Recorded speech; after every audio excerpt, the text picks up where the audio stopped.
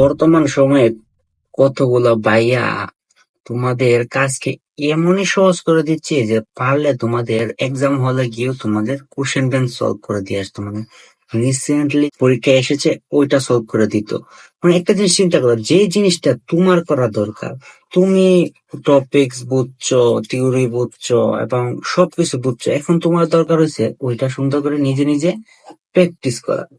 সেটা না করে মানে কতগুলো শিক্ষা ব্যবসায়ী আছে, ওরা কি করে মানে তোমার যে কাজটা ওইটা ওরা করে দিচ্ছে, মানে ওরা করে ওরা টাকা হাতিয়ে নিচ্ছে। আর তুমি তো ভালো ভাইয়া, তুমি নিজে নিজে দেখতেছো, দেখে দেখে করতেছো, পরবর্তী তুমি করতেছো ঠিক আছে, কিন্তু এটা কাইন্ড অফ একটা মুখস্থ হয়ে গেছে। কারণ ঠিক আছে, তুমি উনি যেভাবে করছো ওইভাবে করছো, এটা ডাইরেক্ট মানে ধরতে গেলে মুখস্থ। তোমার ব্রেন কোনো কাজ করে নাই, কাজ করলো আগে তুলনায় যতটুকু কাজ করতো ততটুকু কাজ করে নাই, 50% থেকে কম কাজ করছে। কারণ উনি তো আগে সলভ করে দিচ্ছে, তুমি তো দেখছো যে কিভাবে কিভাবে সলভ করছে।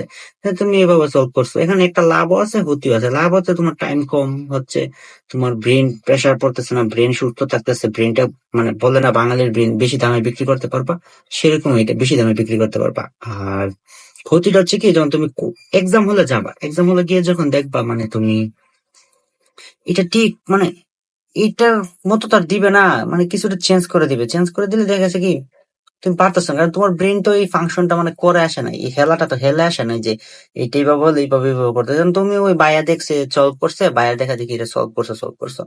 তো তোমরা যারা মানে ভর্তি হয়ে আসো বা ভর্তি হয়ে গেছো বা ভর্তি হওয়ার চিন্তা করতেছো, বেস্ট অফ লাক। কিন্তু হ্যাঁ, চান্স পাবে, ওইখান থেকে চান্স পাবে, কিন্তু সবাই তো আর মানে একদম মুখস্থ করবে না। অনেকে দেখেছে তাও তবুও গিয়ে আবার এটা চিন্তা করবে কেন হয়েছে।